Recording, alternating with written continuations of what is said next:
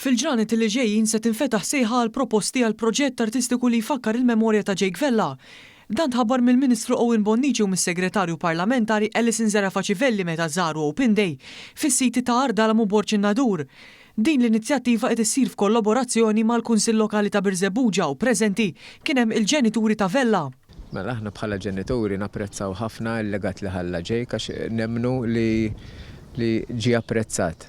Għal ftit żmien li għamel jgħix Jake ġie apprezzat u l-legat tiegħu ħajibqgħu mal-Maltin u l-Awċin kollha li jkunu jistgħu jżuruh x'kien iridu.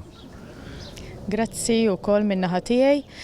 L-istess bħalma qal Ġewżi napprezza lil Maltin u l-Awċin u lil kulħadd ta' din l-inizjattiva sabiħa u li ħajsir xi ħaġa biex Jake jibqa' ħaj ukoll. Il-Ministeru għall-Wirt Nazzjonali l-Arti u l-Gvern Lokali bil-kollaborazzjoni ta' Heritage Malta fetħu s-siti preistoriċi ta' Ardalamu Borċin-Nadur f'Birżebbuġa bla ħlas għall-pubbliku.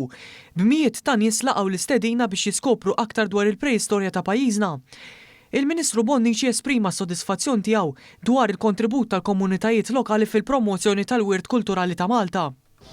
Wara diskussjoniet li kellna mal-familja Vella kif ukoll mal-Kunsill Lokali ta' Birżebbuġa għamilna ħidma flimkien biex illum ninawguraw proġett li bis-saħħa tiegħu se jkun hemm installazzjoni li tista' tkun forma ta' buss, forma ta' statwa, forma ta' ġbija artistika illi tikkommemora lil Jake Vella u tlabna lill-espert artistiku Rupert Ċefaj biex jieħu ħsieb dan il-proġett. Is-Segretarju Parlamentari Alison Zerafacivelli qalet li huwa importanti li nirrikonoxxu l-valur li persuni bħal Jake Vella jagħtu lis-soċjetà. F'inizjattivi u proġetti bħal dawn importanti ħafna li nisimgħu il-leħen tal-Kunsilli Lokali għaliex il-Kunsill Lokali wara li huwa nnifsu ikun sema mingħand in-nies u dawk direttament involuti u mbagħad jaqsam il-ħsibijiet tiegħu permezz ta' proposta. U grazzi għall-Ministru wkoll li dejjem ta' il-widen lill-Kunsilli Lokali għaliex kif inħobb ngħid dejjem min aħjar mill-Kunsilli Lokali jaf x'inhuma verament il-bżonnijiet tar-residenti u tal-lokalità.